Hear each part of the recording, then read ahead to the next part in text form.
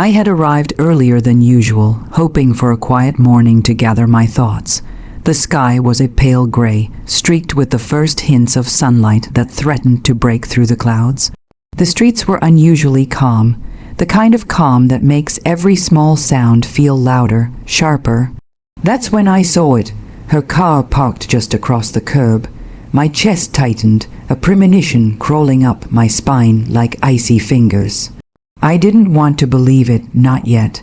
I stepped closer, my footsteps cautious, almost invisible against the gravel path. At first, I told myself I was imagining things, that maybe it was just someone who looked like her, someone who borrowed a similar car. But the way the vehicle's interior reflected the morning light told me otherwise. I froze. The door opened slowly, and there she was smiling, leaning into the car, a warmth in her expression that made my stomach twist. He was already inside. The sight of him laughing quietly, speaking softly in a tone that sounded far too intimate for casual conversation, made my heart pound against my ribs. I could hear bits of the conversation, just fragments, words that didn't belong in the story I thought I was living. I wanted to turn away, to convince myself I had come at the wrong time, that there was some innocent explanation.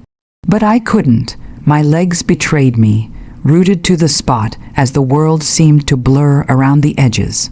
The betrayal hit me not as a sudden force, but as a slow, creeping poison. Every laugh, every glance between them was a reminder of the trust I had placed in someone who had no intention of honoring it. I remembered all the mornings we had shared, the late night conversations that felt like lifelines, the promises made in the quiet corners of our lives. They were all lies now, or at least fragments of lies, scattered carelessly in the wind. My mind raced, desperate for answers that weren't coming, for a reason that could justify what I was witnessing. I felt my throat tighten, and I realized I had been holding my breath. I let it out slowly, a shaky exhale that tasted like sorrow and anger. The betrayal was not just in what I saw. It was in the little moments I had ignored before, the subtle signs I had pushed aside, the nagging feeling that had never fully left me. And yet in that instant, a strange clarity settled over me. The hurt was sharp, but beneath it, a seed of something else began to grow, resolve. I didn't want to scream. I didn't want to confront. I wanted to rise above. I wanted to turn this pain into something powerful, something they could never take from me, my dignity. I stepped back into the shadows, my eyes still fixed on them, a silent witness to the fracture of my world. The betrayal was real, it was bitter, but I would survive it, I would transform it. And someday I would show them without words, without confrontation, just through the strength of my own rising, how truly hollow their actions were. For now I swallowed my rage, clinging to the quiet street and the soft gray light. I was broken, yes, but not defeated. And in the silence I began to plan not a reckless revenge, but one that would be as precise as it was sweet. The rest of the day passed in a blur, though nothing actually moved. Every sound, every shadow seemed to carry her laughter and his voice. I replayed the scene over and over in my mind, trying to dissect it, to find some crack in the truth where denial could sneak in. But there was none. The betrayal was undeniable, raw, and it settled over me like a cold, heavy blanket.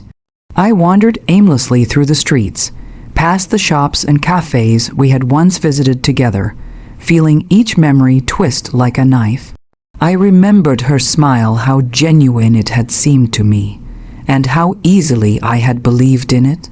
And him, the way he had laughed at her jokes, leaned just a little too close, looked at her like she was the center of his world. My stomach churned, my hands trembled, and for the first time in a long while, I felt completely powerless. I wanted to call her out, demand answers, even scream. But anger, I realized, was a double-edged sword. It would not heal me. It would not restore the trust that had been shredded in front of my eyes. It would only make me small, reactive, like I was begging for a fragment of respect I no longer deserved to give. No, I needed to be better than that. Sitting alone on a park bench, I let the tears come, not in shame, but in recognition of how deeply I had been deceived. Each drop was a little weight leaving me, a tiny step toward clarity, and as the tears dried, I felt something else emerging, a quiet, simmering determination. If they believed they had taken my peace, they were wrong. If they thought their secret world could hurt me indefinitely, they were wrong. I began to think about every interaction I had ignored, every tiny suspicion I had shoved aside in the name of trust. The late replies, the unexplained absences, the little lies that had never seemed important. It all connected now, forming a map of betrayal so clear it was almost beautiful in its precision. I realized I had been blind not because I was weak, but because I chose to believe in them, because I was strong enough to give trust where it was due. Now, that trust was gone, and in its place, I decided there would be no hatred, only action. I would not let pain dictate my life. I would let it guide me. I would rise from this, not as a victim, but as someone untouchable by their deceit. As night fell, I returned home, my mind racing with possibilities. I imagined 1,000 scenarios, each one a subtle act of reclamation. I didn't need to humiliate them publicly. I needed only to shine so brightly that their lies could not dim me. The idea of revenge shifted in my mind. It was no longer about punishment, but about transformation. It was about taking what they had broken and building something stronger, something unassailable. I went to bed that night with a strange sense of peace, though it was tinged with fire. The betrayal had hurt me deeply, yes, but it had also awakened a part of me I had not known existed. A strategic, patient strength that would not rest until I had reclaimed my world. I fell asleep with a plan forming in the quiet corners of my mind, not a reckless plan, but a deliberate one, forged from pain, sharpened by betrayal, and fueled by a desire for true, unshakable dignity. Tomorrow, I decided, would be the first step toward the sweet revenge I had been silently promising myself all along. The first step of my plan was patience. I watched from the edges, carefully observing, gathering details they thought were private. Every careless word, every fleeting gesture became a thread I could weave into something stronger than anger, something unassailable. I wasn't looking to humiliate them. I was looking to rise above, to reclaim my dignity and make them feel the weight of their own choices. It was astonishing how easily people reveal themselves when they think no one is paying attention. He boasted about things he shouldn't have, bragged in ways that exposed his shallow loyalty. She, too, showed cracks in her composure, little glimpses of guilt hidden behind laughter and smiles. I stored these moments like precious stones, each one a tool for the future. Meanwhile, I focused on myself. I threw myself into projects, friendships, and personal growth, letting every success build a quiet, undeniable proof of my worth. There was something almost poetic about seeing the world move forward, while they were stuck in their small, deceitful bubble. I learned to walk with a new kind of confidence, one that didn't rely on approval or attention, but radiated naturally. People noticed, friends, colleagues, even strangers began to respond to my energy in ways they hadn't before. And slowly, word began to spread, not by my hand directly, but through subtle hints, stories told in passing, truths revealed with impeccable timing. Others saw them for what they were, not the charming, trustworthy people they pretended to be, but flawed, careless, and self-centered. The beauty of this revenge was its quiet precision. There were no public confrontations, no dramatic accusations. Instead, every lie they had told, every trust they had broken, began to unravel on its own. Friends who had once been blind started to question. Colleagues who had admired them began to distance themselves. The consequences weren't loud, but they were undeniable. creeping into every corner of their carefully constructed lives. I found satisfaction not in anger, but in the subtle elegance of justice. I didn't need to shout their faults from rooftops. I didn't need to wield humiliation like a weapon. All I had to do was grow, shine, and let the truth manifest itself naturally. Yet even in my rising, I felt a twinge of sorrow. It wasn't hatred that fueled me. It was recognition of what had been lost and the sharp awareness that trust, once broken, can never be fully restored. There was a bittersweet quality to this victory, a reminder that revenge without grace is hollow. My revenge was not vengeance, it was transcendence. By the time they realized the consequences of their actions, it was too late to turn back. Their world, once comfortable and secure, had begun to crack. And I was not there to push it over. I had simply moved forward, leaving them to face the results of their choices. In those quiet moments, I understood the truest form of revenge. It is not the act of harming another, but the act of reclaiming yourself. It is the patient transformation of betrayal into strength, pain into power, and sorrow into a quiet, unshakable pride. And so, I waited, observing the ripple of my actions, feeling the satisfaction of a justice not forced, but inevitable. Sweet, quiet, and perfectly mine. Weeks had passed since I first witnessed their betrayal, yet the memory remained sharp, a reminder of everything I had endured. But now, it no longer felt like a wound. Instead, it felt like the foundation of something stronger. Something I had built from fragments of heartbreak and quiet determination. I walked through the streets I had once wandered aimlessly, feeling the difference now. There was a lightness in my step, a certainty in my gaze. I no longer glanced nervously at the horizon, waiting for signs of their next move.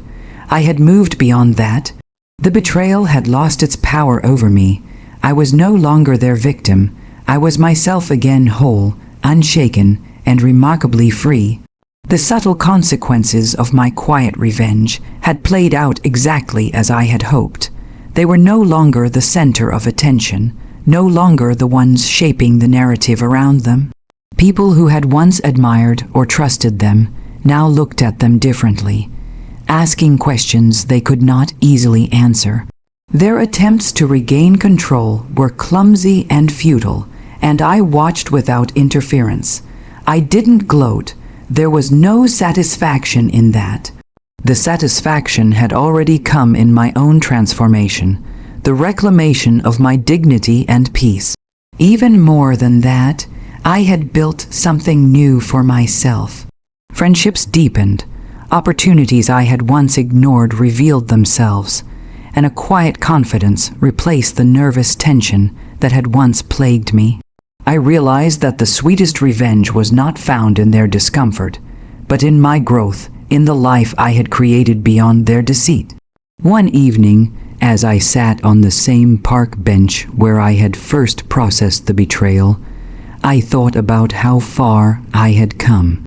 The air was crisp, carrying the faint scent of winter approaching, and for the first time in weeks, I felt entirely calm. My mind wandered briefly to them, and I felt neither anger nor sadness, only a sense of closure. They had made their choices, I had made mine. And mine had led to freedom. I smiled quietly, remembering the nights I had cried, the moments I had doubted myself. Those moments had been necessary. They had shaped me, sharpened my resolve, and revealed a strength I had never fully known. And now, standing in the glow of my own resilience, I understood the truth. Betrayal is powerful only if you let it control you. The real power lies in how you respond. When I finally returned home, I carried no desire for confrontation. No letters, no messages, no dramatic reveals. Their world would continue to shift under the weight of its own instability, and I would continue to rise, unbothered, untouchable by their past deceit. In the quiet of my room, I reflected on the journey, the heartbreak, the anger, the careful patience, and the ultimate reclamation. I had learned that revenge need not be loud or violent to be satisfying. It could be subtle, elegant, and deeply personal. It could be growth, strength, and dignity manifesting in ways that the betrayer could never touch. And as I looked out the window at the fading light, I knew, with a certainty that settled deep in my chest, that I had won not by destroying them, but by becoming someone better than I had ever been. I had turned pain into power, betrayal into clarity, and heartbreak into freedom. The past was behind me, the lessons were mine, and the future was wide open. I was whole again, stronger and unshakable, and that, I realized, was the sweetest revenge of all.